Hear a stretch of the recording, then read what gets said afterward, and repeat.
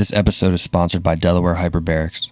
Reduce your symptoms, speed your recovery, and reclaim your body at Delaware Hyperbarics, located in Lewis, Delaware. Their facility offers hyperbaric chambers, therapeutic massage, myofascial release, extracorporeal pulse activation therapy, red light therapy, low-level laser therapy, massage for motor vehicle accidents, active isolated stretching, and infrared saunas. To learn more, you can go to DelawareHyperbarics.com or call 302-313-5555. Crosstown Walkers has partnered with NULIGHT CBD for these podcast episodes. If you use CBD as a product to help with your pain management or mental health, all Crosstown Walker listeners can use promo code CTW at NULIGHTCBD.com to receive 10% off your order with NULIGHT CBD. That is NULIGHTCBD.com using promo code CTW. This promo code will be valid until the end of the month. NULIGHT CBD is offering free shipping as well for the end of the month for all listeners. NULIGHT CBD is established and manufactured in the first town in the first state of Lewis, Delaware. To make a donation to the Crosstown Walkers NAMI Fundraiser, you can head over to donate.nami.org/crosstownwalkers. You can also head over to crosstownwalkers.com/fundraiser to stay up to date with all the latest information regarding the fundraiser. All patrons will be entered into our gift raffle for a chance to win one of the following items: a CBD bundle full of various products from NULIGHT CBD, 5 infrared sauna sessions at Delaware Hyperbarics, a free brain mapping at Brain Love Neurotherapy, a $250 value for you to learn how your brain is functioning. This involves 2 50-minute sessions, one to get EEG mapped and the second to review your brain maps. And lastly, Lynn McDonald's first book, The Great Tree and the Ladybug. For any questions, you can email devincanfield@gmail.com or reach out to us on social media via Instagram. If you would like to extend your support to Crosstown Walkers, you can head over to buymeacoffee.com/CTWmusic. On today's episode, we have Pete Sanchez. This is our 10th episode of the podcast marathon. Pete Sanchez is a songwriter for Ethereal Vibrations. He is also the guitarist and background vocalist and synth player, keyboard player for Crosstown Walkers. He talks about overcoming drug addiction and how spirituality and music helped him find peace. So, without further ado, Pete Sanchez.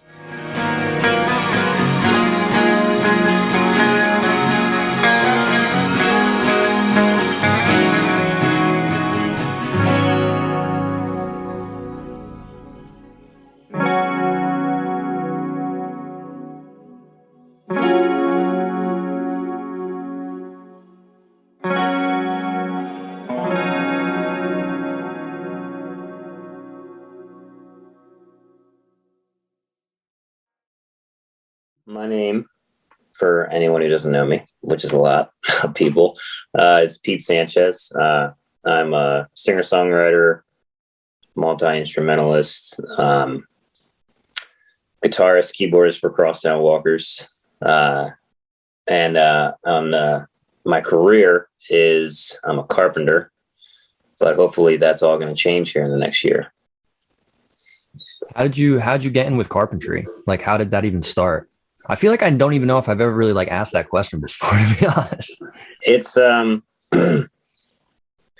years ago, maybe 10 years ago now. I had a job at Walgreens and I was a photo specialist, which sounds special, but it's not. And I ended up losing that job and I needed to work. And so I just got a job at a company for this guy working out of his pickup and started from there, and then moved to Chestertown when I got the job at Blue Heron Contracting, and here I am 10 years later.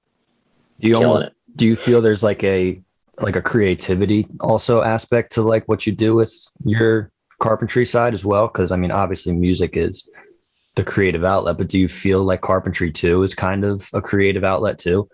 Definitely. Especially for the kind of work that I do. It's, it's all, most of it is custom work. So there's always creativity. There's always like creative problem solving, stuff like that. So it really helps to keep you sharp, and it's mentally stimulating as well. So that's nice. Hell yeah. So I think at the same time, as I was saying before, kind of like just jumping in, when we started this whole kind of project and I was thinking of people to come on that have like very unique stories, I feel you have a unique journey as well. And you've overcome a lot of struggles yourself. You've even opened up about your struggles with like addiction, and your own mental health. And I was wondering if you could maybe paint a picture for us as to what that journey has been like for you and what your struggles were with that. Well, the addiction aspect really started as just having fun. It started as me hanging out with a handful of friends who also partook in doing, multiple different types of drugs, some worse than others. And some of it might have been me wanting to fit in. And certainly a lot of it was me trying to numb some stuff just, from moving out when I was 17, kind of running away in a way, from where I was, with the living situation I was in.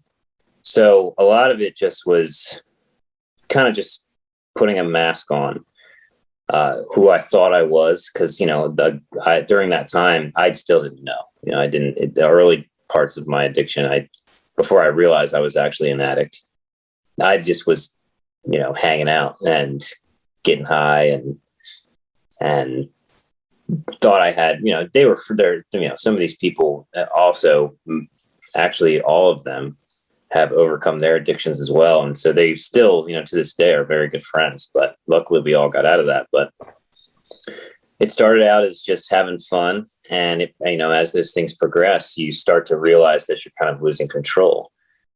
And so what started as me putting a mask over top of just my own emotional issues turned into me keeping up with a need and a desire to feel less, and then me thinking that I'm actually feeling more. So that's the thing about the drug addiction, is you're chasing a feeling, a good feeling, but what you're really doing is trying to feel less of just the everyday mental struggles that people just have. And that's the other half of that, is what it can actually do to you mentally, and how it set me back, and how much work I've had to do since then on my own mental space to kind of get back to a place of normalcy. Yeah. And what did it for you that you was there a moment, and like, if you wouldn't mind sharing, like what substances were you using, and what was it that made you say, I gotta change, or I gotta do something? Like, did something happen? Or a lot of times, there's been a few times where I dealt with different substances. The first time I was, basically doing any type of psychedelic drug I could find. And, my mental state took a hard turn to where I did something that kind of broke something in my mind. And I was actually like schizophrenic for a little while, for about, I'd say, a year. I was, hearing things that weren't there, and it was all because of that psychedelic part of that. And then in the more recent, maybe 4 years ago, for years I've struggled with opiates. It was either pills or heroin, one or the other. And what really did it, what showed me that, out of a handful of relapses, was I was with my girlfriend at the time, and I had tried to flush bags down the toilet, and I didn't know that doesn't work. They come back up. That's what happens. And they came back up out of the toilet, and she found them in the toilet, and she questioned me about them. And I lied straight to her face, told her that someone must have left them there a week ago. And that was the point where I just really was like, wow, like, you really just said that. The ultimate defense mechanism, and, blaming people that hadn't even been there. And that was one of a handful of points where I just thought, I need to do something about this. Like, I can't live like this. And that was one of the more recent ones. And then another one was when that relationship ended. It ended on a bad note.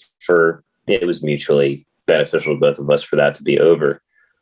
But when that ended, I thought that she was what I needed. Like this person is what I need, and I'm not going to get her back. And so that was my last relapse. And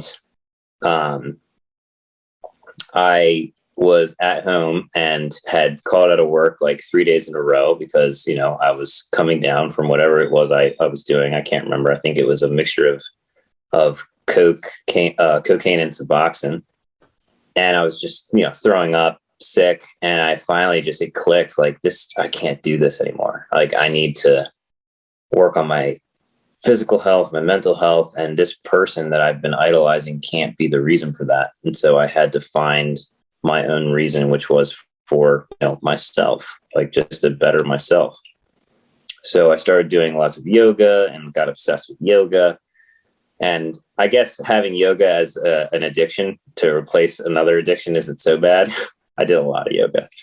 I mean, I did yoga for like a year every day, if not every other day. A lot of meditating, a lot of prayer. And yeah, so that was the last straw. That was like, okay, this has to stop now. And that was it. And I think it's been 4 years, if I'm not mistaken. Maybe 3 or 4 years. But I got out of it, thank God. And yeah, and kind of never looked back. And I've had dreams about it and sometimes I'll have dreams about it and I'll wake up and thinking, oh no, I've relapsed, and realize that, I'm awake and everything's okay. But other than that, like the thought of going back to that place is just impossible. There's just no way that could ever happen again. And aside from, meditation and yoga, music was a pivotal role in that whole 10-year, maybe a little more than that, maybe 15, 16 years, that whole 16-year span.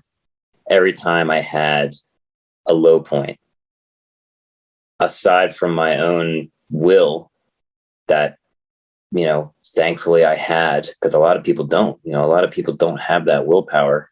I was blessed with that. I had the willpower to say, I need to stop this. And then I stopped. And then, I've had the gradual relapses, but a lot of people don't have that. So, and it's, it's not a sign of weakness. It's just, as individuals, we're different and we can take what we can take and what we're able to. But music was aside from my willpower, music was pivotal in any single come up from a low point that I've had.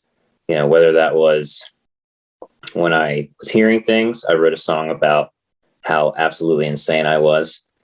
And like magic, it stopped immediately. It stopped. And, there's a lot of other things, emotional things from my past, but music has been huge in all of this. What was it about the yoga or meditation or prayer that worked for you? Well, it started with meditation. And, there's also at least a couple of books that also helped as well, just kind of life guiding. But the meditation, I could only sit in silence and pray so much. So what the yoga did is yoga is an amazing tool. For one, it's really good for you. The blood flow and just it's so good for your body. And I don't know all the science behind it. I'm sure there's a lot to it, but my answer is it's really good for you. But that tied with, certain types of music like binaural beats. And so it kind of, yoga turned into meditation. Like I would meditate while I was doing yoga, and in that also helping my body. So the way that I did yoga, how it was like, kind of like a meditation and also a physical exercise, it was so beneficial to me. And it kind of just hit like the first time I did it to music, it clicked. I was like, wow, this is it. This is amazing. And so I kind of got obsessed with it. I kind of wish I was still as obsessed with it as I was 4 years ago, because my back might not hurt as much. What do you think happens for us as humans sometimes, in your opinion, when we might kind of get sidetracked and not kind of do those things where we're like, oh, you know what, going to the gym is good. Oh, but you know what, I haven't been going. I've been doing all these other things. In your opinion, what do you think happens, and what's challenging about staying in like a self-care routine, and what are the benefits of having one? Like, what do you believe? Well, anytime I've had, as far as the benefits, I mean, they speak for themselves. Anytime I've stuck to a self-care routine, I've felt better. My highs and lows of my emotional state are more consistent and longer. They stretch longer. The lows, not so much, but the highs more. But I think as people, we're all kind of addicted to things in a way, things that bring us pleasure. And, you might do yoga for a long time, and then, your boys ask you to hop on Warzone and play some matches with them on Xbox. And that's a lot of fun, and so you start playing Xbox, and maybe you do a little bit less yoga that week. And then the next week you play a little bit more Xbox. And now all of a sudden you're playing Xbox every time you come home. And so you fall into this trance, and you don't realize it until you're like, man, I haven't done yoga in a long time. I should probably do that more. And, it's taking those small moments to, instead of saying, man, I haven't done that in a long time, I should do it more. You're like, no, like, you know what? I'll do it right now. What else am I going to do? Am I going to sit here and play Xbox, or am I going to do something that's good for me? And kind of having those moments to stop yourself and say, you know what? I'm not going to think about this thing. I'm actually going to do it. There's a fine line too, wouldn't you say? Like, what is your experience with finding like the nice balance? Like, do you feel like that's I feel that's an important piece. Definitely. You balance in anything. I mean, when I was doing all that yoga, I had nothing better to do than to meditate and think about, I didn't have a girlfriend anymore. I had nothing better to do but to yoga and to, do yoga and do all these things to better myself. But there always should be balance. I mean, there should be balance in anything. Going to the gym too much during the week, it can seem like a good thing, but there are other places in our life where we need to take those moments to do other things. Like, I'm not saying playing Xbox is bad. I'm still going to play Xbox, but maybe not so much. Maybe not every day when I get home. Maybe like once a week, or maybe only on the weekends, something like that. But I think it's important to set those things for ourselves because it's easy to get sidetracked. I was thinking, as you were talking about even like kind of psychedelics, and we're kind of moving into an age where we've had some discussions of where about like they're using psychedelics for therapeutic purposes and kind of to allow people to go places in their mind to kind of face some traumas. Like, what's the difference between maybe the recreational use of something like that, and from your experiences, what do you think they're finding with some of the benefits from, whether it's mushrooms, medical induced ketamine experiences? Like, what's the difference?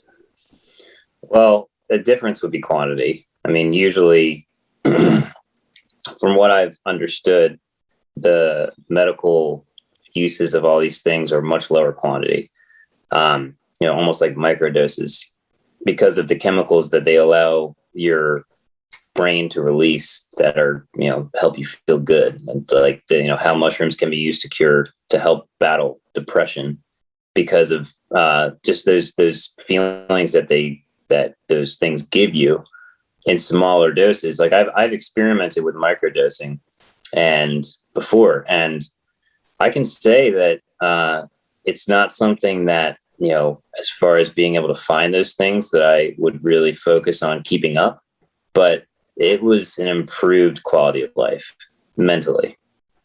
Like, I felt good, and whether that's relying on those things for that is a good or a bad thing, but, I still felt balanced and I wasn't tripping. That's the thing about those small dosages. You're not actually experiencing like a trip. you're just experiencing the release of those chemicals that your brain just isn't balancing well. But I will say one thing, that psychedelics played a huge part in my opening up, like spiritually. I was a pretty closed off person until the first time I tripped on LSD, and it opened a door that just could never be closed after that. And now I had to learn that it wasn't necessary to have LSD for that door to stay open. That was, tough, but Could you explain that a little bit more? So when in my experience, it all depends on the person, but, taking psychedelics opened this door of spirituality and like the feeling of spirituality, in like a more surreal atmosphere. But I thought that I needed it. I was like, man, if I'm going to feel that way again, I need to get more of this. And I ended up taking a lot of it, way too much. But I learned over time, and especially this one time in particular, that you don't actually need those psychedelics to have those experiences, to even have, a trip, so to speak. This one example, I was meditating with some friends of mine in Baltimore, and no drugs were involved, no weed, no psychedelics, nothing. And so I went on this guided vision quest, which focused on breathing, muscles that were tensing them, releasing them. So it's a vision quest, almost kind of like a guided meditation. Yeah. And like, who oversees something like that? Was this someone that had like experience in that? No, he didn't have experience. And so this thing happening was pretty huge for him as well, because he kind of facilitated it. But it was just a book. I can't even remember the name of the book. It's terrible. I think I've asked him a couple of times to kind of remember and find it. But it was a Native American meditation book. And so, he didn't have experience in it. But I guess I was in a place where I was like really focused on what he was saying, just on his voice and what he was telling me to do. So I did it. And so I focused on the muscles, and I relaxed, and I got comfortable. I focused on my breathing, and, it took about 30, maybe 40 minutes to get there. But I remember this specific moment where I felt a muscle in my back. He was telling me, this book was telling me to find, there's something holding you back. There's a single muscle or a single string holding you here. Find it and tense it and release it. And so I found it. I could feel it in my body like a map. It was in my back, like right on my spine. And I found this muscle. I tensed it. I released it, and immediately I astral projected. All I can say is I was traveling through light, is the best way I can describe it. And I went through almost like you would see like in a wormhole, like Starflight in Star Wars and the Millennium Falcon, They've gone to Plaid. Yeah. And so I felt I went through this tunnel, so to speak, and then I was kind of just floating in light, and I started seeing memories from all I can say is a past life. And, I saw this memory of me and my father, and, it was so real that there's nothing that could ever convince me that it wasn't real. Nothing. There's nothing in the world. No one could ever say, oh, well, it wouldn't even matter. I know that it's real, that it was real. And it was something that I had experienced, maybe not in this life, but in a past life. And then I even came back to that, area of light, and I saw the room that we were in, and I saw little blips of different colors, which were the other people that were around me. And I went to them and brushed my energy against theirs, and I saw their past lives. And when I finally came to, I, described what I had said or what I had seen rather. And to one person in particular, I described to her something that she had seen that she had never told anyone ever. And it was just a surreal experience. And, I've tripped before and thought that I had experienced things like this. But, that just goes to show those things, while they can be beneficial, aren't necessary. What did that kind of show you about yourself? Like, what did that do as an impact for you? Well, what it really showed me was it was an answer to, kind of like a lifelong question. That is there anything really more?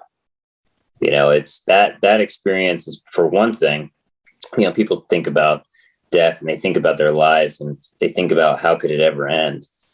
But that in particular was proof to me that there is I'm on a path, and I've been on it, for a while apparently, and that this doesn't end. This life that we're living in right now is not the end. It's not like you can live and die and that's it.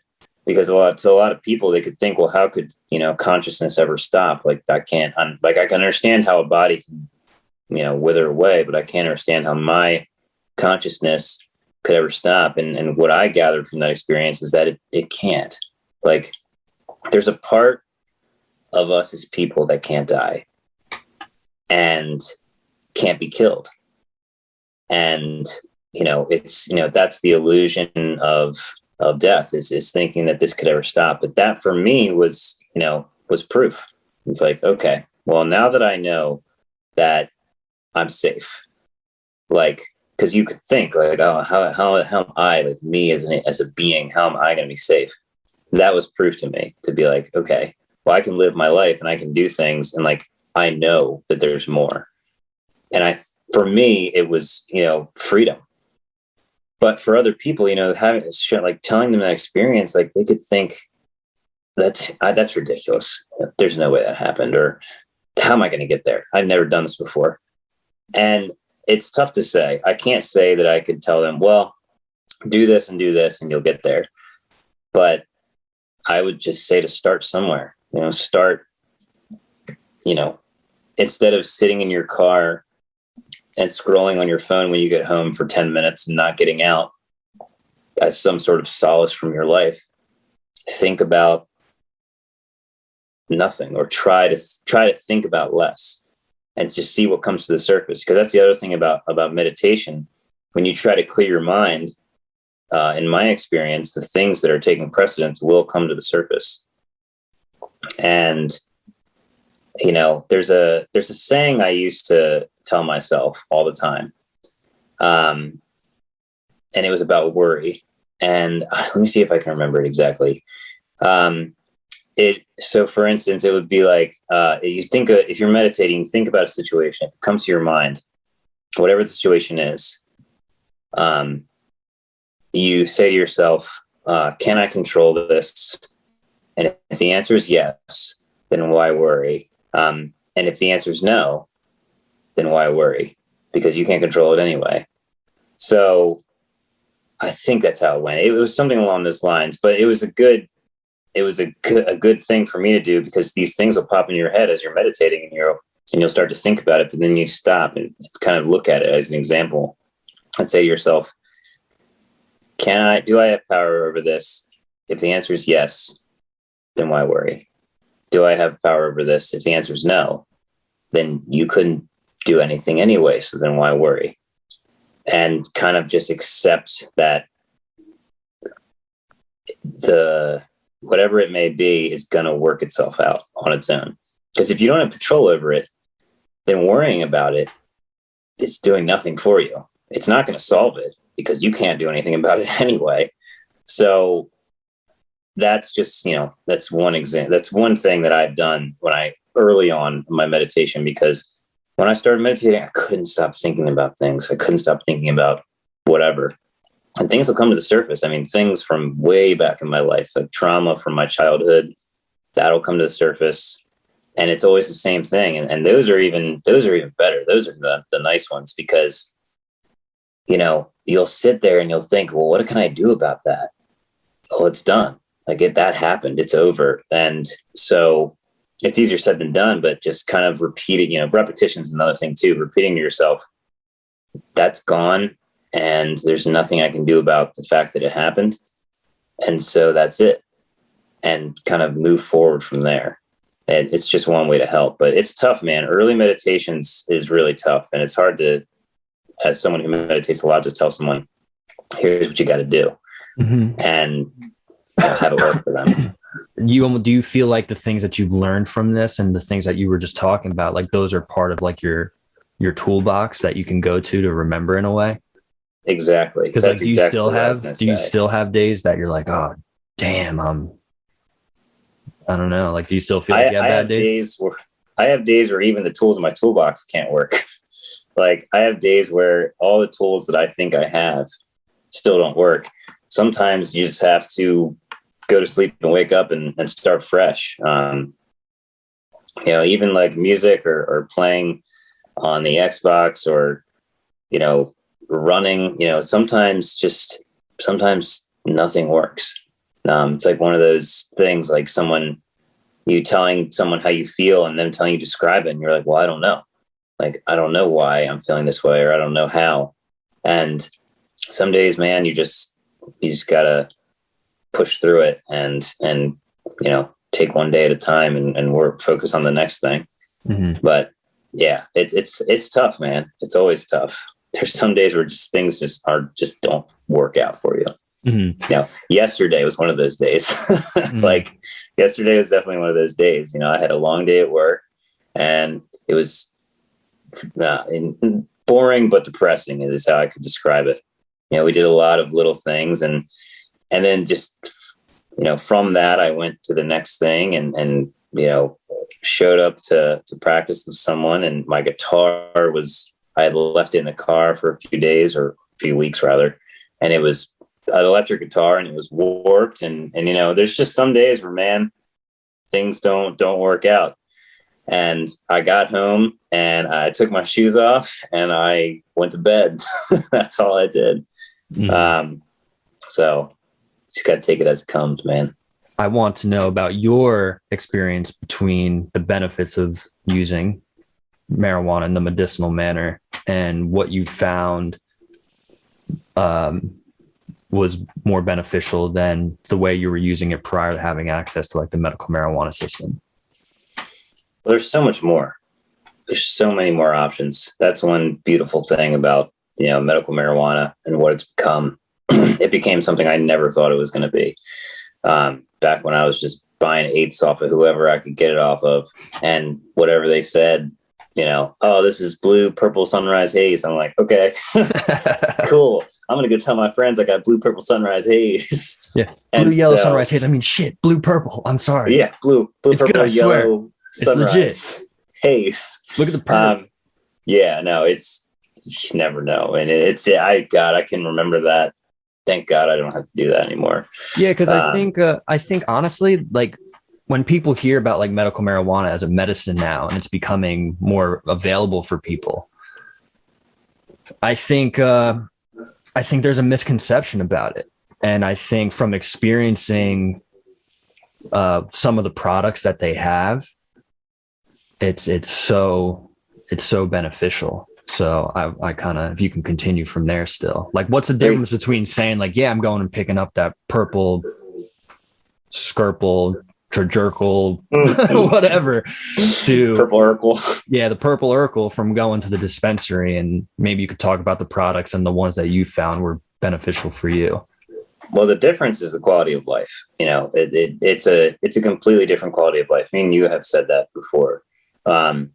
You're not doing some shady deal with some guy who doesn't really care about you unless they're a close friend.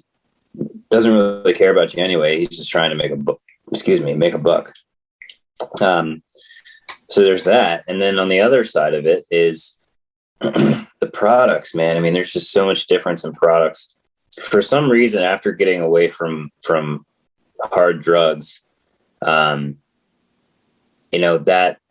after years of not doing those things, my tolerance to do these things has gotten way lower. Like I have a very, very low tolerance.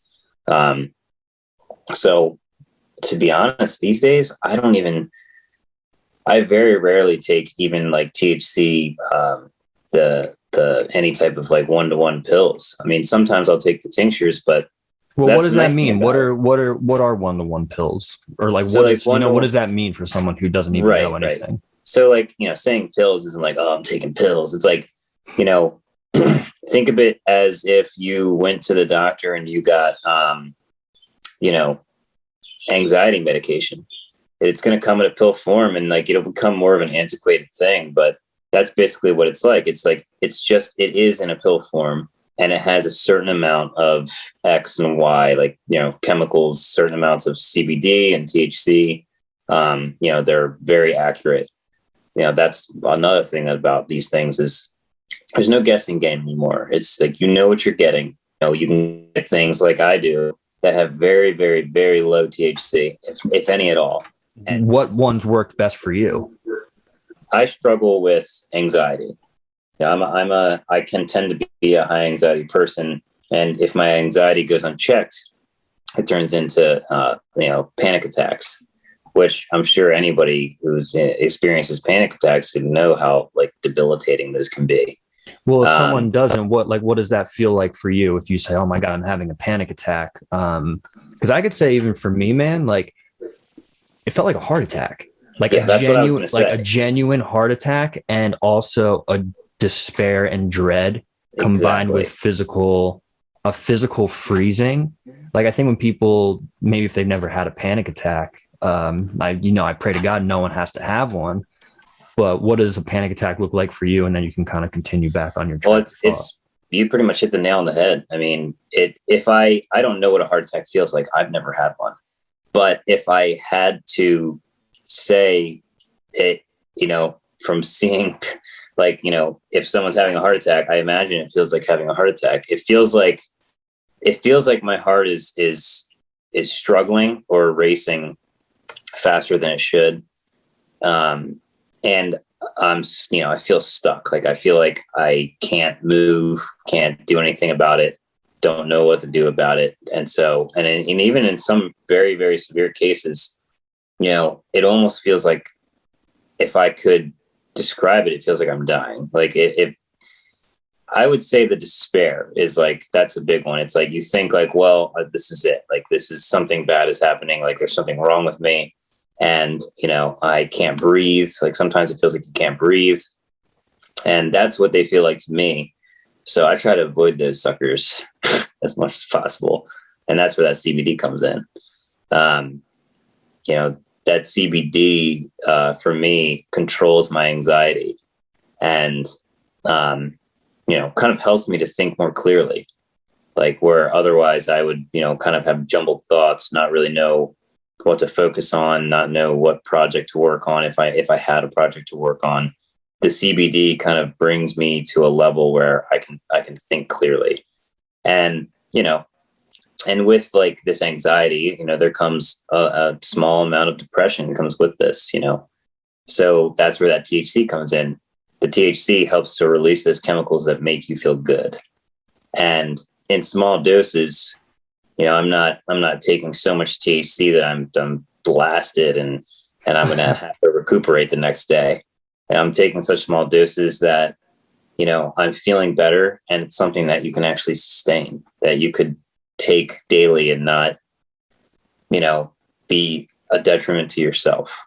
So I think that's the cool thing about the whole medical marijuana industry is it is medical. Like it's not, and it's just like anything. Things can be abused. Regular prescription. Yeah, you can pain exactly. I like the way that I abused Vicodin or Percocet or whatever, the Oxycontin, whatever the case may be. But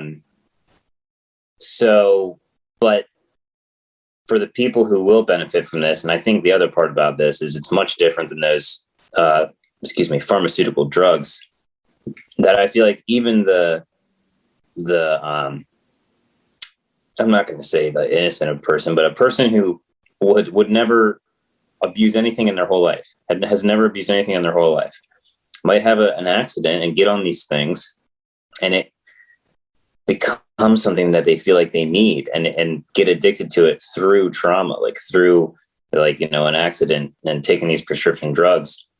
But that's the beautiful thing about the medical marijuana industry is there's so much out there and there's so many options that you can find a balance for you that isn't going to be a detriment to your health. It isn't going to become something that you absolutely need. It just helps you so much. Why wouldn't you take it?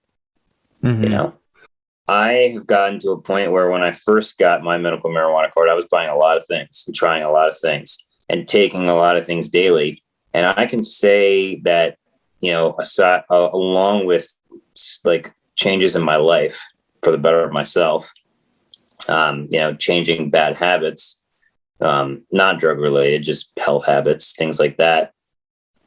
I take less. I take less than I did now. But for me, that's how it works. I've had to take less CBD than I had to, like 2 years ago, because that's how I feel like that's how it works. It's like almost like it put my brain on a different track.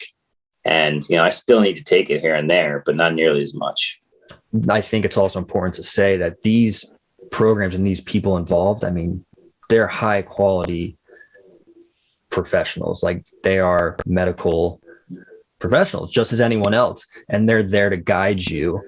And I just think that that's important that I mentioned that too, that if someone does say, maybe I'll look into that, or maybe they've never thought about using medical marijuana before, but they have the ability to get it. It's just like, take it as serious as anything else. Ask those questions, do your research, be open. I think that's the biggest contributing factor to some success in the mental health world is just be open and transparent. For one, we're not taught, it's not like we're taught in school that we need to make sure that we work on our mental health, or it's going to be a detriment to ourselves, further down the line in the future. But if you're not taught it by your parents, and if you're not taught about it in school, people just don't know how to do that. And some people don't really know what is going on in their brain. Like, some people couldn't even start because they don't even know. But I think you're 100% getting away from right. that stigma, right? Getting away from that stigma of like not talking to a therapist, or to kind of open up the door to learn things about yourself. It needs to, we need to do away with that, because, we're all here to just be the best versions of ourselves that we can be, or try to be.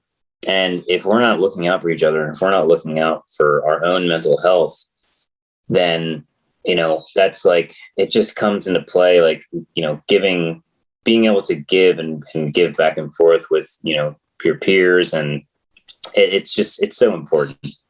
But that's the problem, is a lot of people just don't even know. If you ask them what's wrong, they're like, well, I don't know. I don't exercise. I don't do this. I don't do that.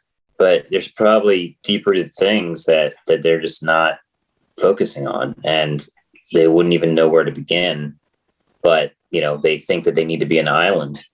Or they think that, going to a therapist is a sign of weakness, maybe, or that it might be embarrassing to even tell your friends that you're going to a therapist. But at the end of the day, if we could just let each other do what's right for ourselves to heal, I think that's really important. Not that anyone isn't letting other people do that, but, I think that as we progress as people, it's time to stop putting a mask over the top of these things. Just, like you said, be transparent, call them what they are. Like, you know what? Yes, I struggle with depression. Like, yes, I struggle with anxiety. Yes, I struggle with split personality, whatever the case may be. And just not fix yourself, but be healthier so that we can be happier, so that we can be happier people. But yeah, man, it's tough. Finding a good group of people that are a support network is huge, but a lot of people don't even have that, man. Some people feel like they don't have anything, and finding the right, therapist is tough. But I think, like you're saying, the stigma of kind of just being it, whether it's fear, being afraid to go to one, just we got to be done with those things and just help each other out. I wanted to know if you can give us some insight on Ethereal Vibrations and also the Holy Instant. Well, Ethereal Vibrations is a project that I've been working on for a long time. You know, it is my music project. Mm-hmm. And you know, we haven't released much recently. You know, got some things in the works, but it's, you know, what the idea is like, you know, each one of these album releases would be a concept or like a chapter in a book. And Prologue was kind of just like opening the door to my sound and my type of music, which is, you know, the whole name, everything, the Ethereal Vibrations is, the idea is songs that can bring you to like a higher place, like songs that can bring your consciousness to like, you know, a higher vibration. And also have a message that you can relate to, you know, things that I've experienced, like pain, you know, things that are uncomfortable, good things like the Holy Instant. The Holy Instant is a song about, you know, the idea that that you mentioned it from the Course in Miracles is that, you know, there's moments and they're fleeting, small, like, you know, shorter than a second moments where you can decide or you can choose a path that is pursuing something not only to make yourself happy, but to find your true self, to be your true self. I feel like that's it as well. Just choosing the moments where you're being your true self. You know, if it's having a conversation with a coworker where, you know, a subject comes up that's, you know, maybe taboo or uncomfortable, or maybe, you know, maybe it's borderline racism, anything like that. And instead of, you know, laughing it off, saying, you know what, taking that moment and deciding very quickly, like, hey man, like, you know, I'm not about that. If you're not, if, you know, whatever the case may be, and there's other moments like that in our lives where, you know, you get this feeling where it's a split second to decide to do something that is good for you or to not. And a lot of times we don't take those moments and, you know, or what they would be called as a holy instant, you know, an instant of just being your true self and receiving communication from a higher part of who you are, or like a higher consciousness that's inside of you that I think we all have. And that, you know, that holy moment, that instant it seems difficult, and it seems like, you know, you couldn't find that, but they happen all the time. They happen every day. Every day there's an opportunity for you to have a holy instant, a moment of, you know, kind of direct communication with just a higher part of you, whether you believe that to be a higher power or, you know, just a higher state of consciousness. It's a part of you that speaks truth, you know, truth to yourself. And that's what the Holy Instant is about. Just kind of taking those moments and opening the door and receiving those things. And, you know, they could be perceived as, you know, all these things can kind of be perceived as religious, quote unquote religious. But I think what they tap into more so, and what, you know, is more comfortable to talk about with people, is spirituality. You know, being spiritual and really just seeking your true self. Because there's parts of us that we hide, and there's parts of us that we have kind of a facade that we've made for friends and even sometimes family to see, that, you know, is not true. And like, the more you seek out that truer part of you, you know, the more, you know, the happier you're going to be, and more peace of mind you'll find. And so that's kind of what that song is about, and kind of what Ethereal Vibrations is all about. Ethereal Vibrations is all about just like, even what we're talking about, you know, like facing the feelings that we have, like facing the trauma that we have, and, you know, embracing it. whether it's good or bad, and forgiving it if it's something that we need to be done with. It's something in our life that already happened that we have no power over anymore.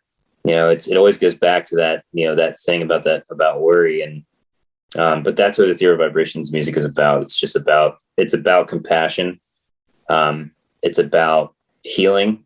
It's about pain. It's about love.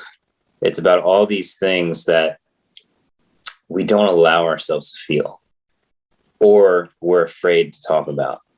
And I hope that through this music and through, these ethereal vibrations that can be made, people can feel those things and either relate or feel something that they haven't felt in a long time, or, even just be moved. It's another thing that I feel like people don't allow themselves to have, those moments of feeling, of being moved emotionally, even to the point of crying, is another thing that a lot of people don't allow themselves to do. And that is so beneficial to us, just as people and as a community, which, as a global community, as human beings, to kind of connect and be connected with ourselves. Amen, brother. Amen. So I want to conclude with 2 questions for you. Sure. First, forgiveness. You mentioned forgiveness. The course is basically said forgiveness is your ticket home to, again, I don't want to get too into the course, but it gives the idea of forgiveness is your ticket to the truth, which can help you to receive anything you could ever imagine. And not only does that mean forgiving others, but forgiving yourself. I feel forgiveness is I feel like it's our job here on earth to learn to forgive ourselves so that we can forgive others, and forgiving ourselves for everything we're kind of talking about, like forgiving yourself for maybe not being able to open up, forgiving yourself for choices that have been made. And when you forgive yourself, it proves that if you can forgive yourself, then others can forgive you and you can be forgiven. I want to kind of get your input on forgiveness. And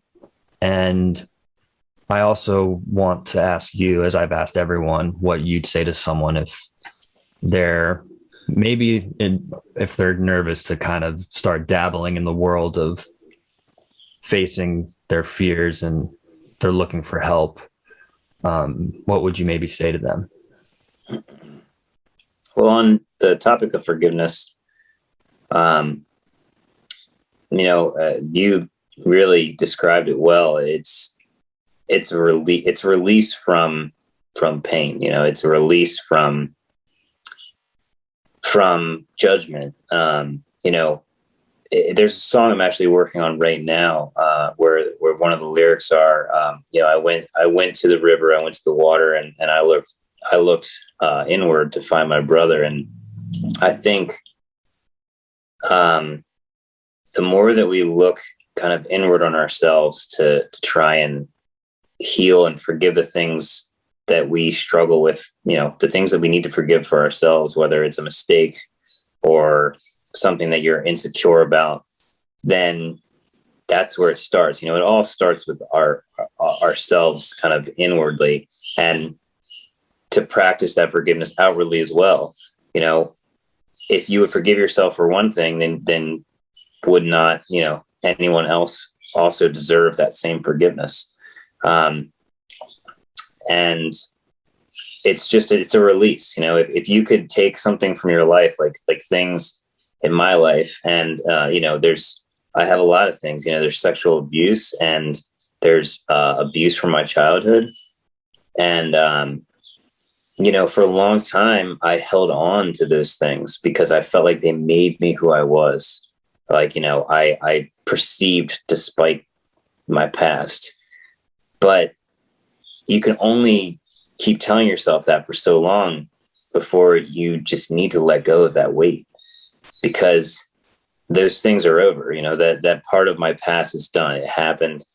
And it took me years to forgive those things and forgive the people that were involved so that I could be more at peace, so that I could forgive them and take that weight off of my mind.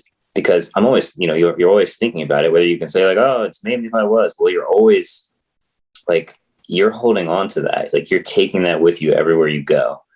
And, having it be something that you can tell people that you heal from is great, but keeping it locked in to prevent you from possibly forgiving other people who either caused those things or were in that same situation. It's just, I hate to say like, the word toxic, but it's toxic. It's like it weighs down on you and you don't even realize it. But the more we can practice that, the better we are as people and for other people.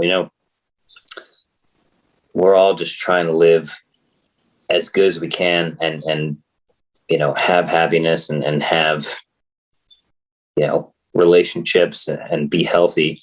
And we're in this together. And as far as someone coming to me, and I think the question was, that if they were wanting to kind of look inwardly and start to heal from these things, the best thing that I could say is, I would start with meditation, or I would start with even just talking to a friend. If you can't talk to a therapist, talk to a friend. Find someone that you can be open with that can receive that. And sometimes that only can be a therapist. But I would say the biggest thing is don't be afraid.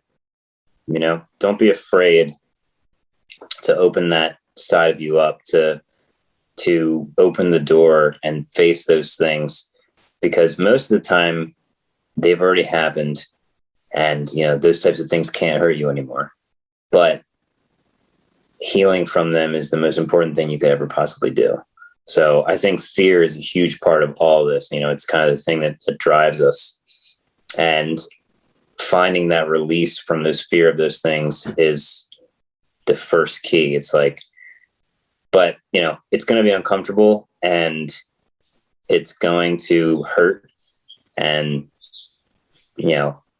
it's not ideal, but I can promise any person that could ever do it that the only thing that can happen is you become a healthier, truer version of yourself.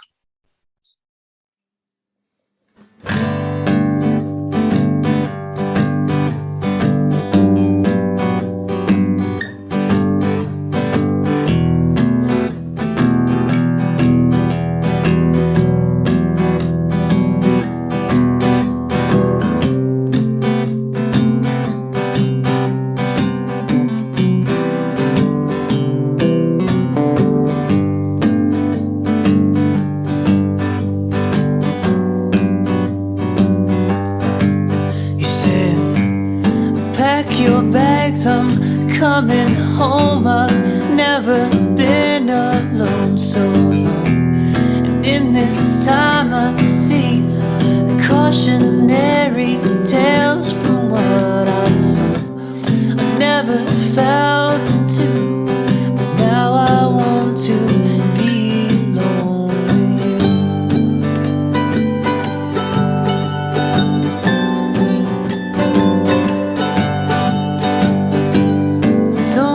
with to go.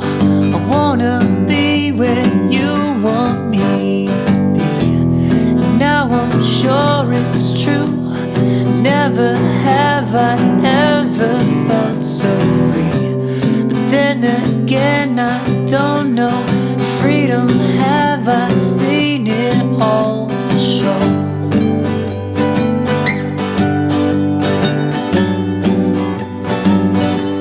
Let's go. You know, you've been gone, but not that far. Now I know it's true that you see the light, so you should know that you'll never be alone. 'Cause I've been here the whole time. haven't seen my face.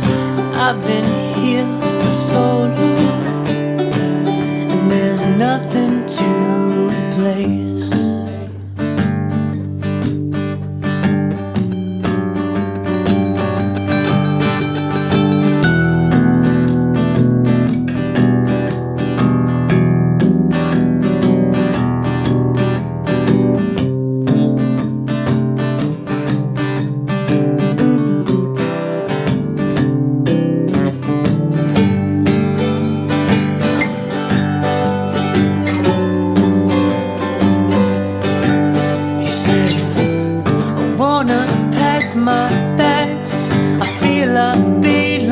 Somewhere far away, 'cause everything here seems so wrong. I don't think that it's right to stay. Tell me something, please. Show me something, 'cause I don't know for sure. Trust you forever, let's go.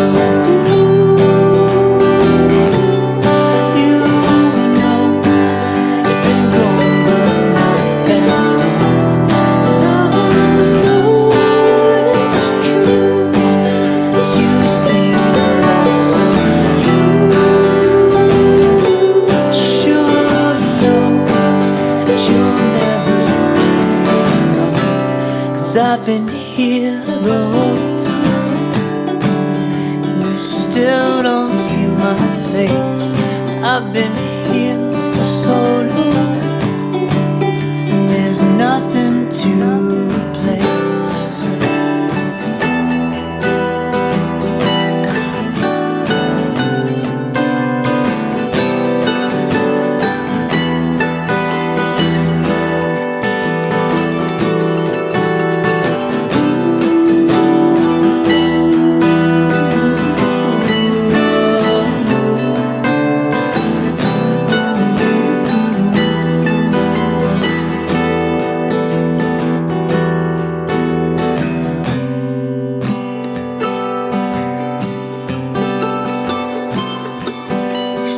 Let's go. You know you've been gone, but not that long. And I know it's true that you've seen a lot, so you should know that you'll never be alone. 'Cause I've been here the whole time. Now it's time to see my face, and I've been here for so long, and there's nothing to replace.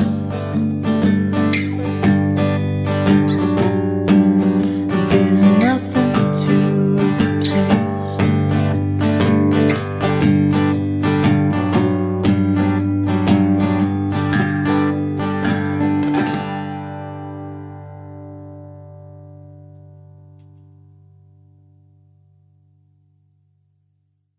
This episode is sponsored by Delaware Hyperbarics. Reduce your symptoms, speed your recovery, and reclaim your body at Delaware Hyperbarics, located in Lewis, Delaware. Their facility offers hyperbaric chambers, therapeutic massage, myofascial release, extracorporeal pulse activation therapy, red light therapy, low-level laser therapy, massage for motor vehicle accidents, active isolated stretching, and infrared saunas. To learn more, you can go to DelawareHyperbarics.com or call 302-313-5555.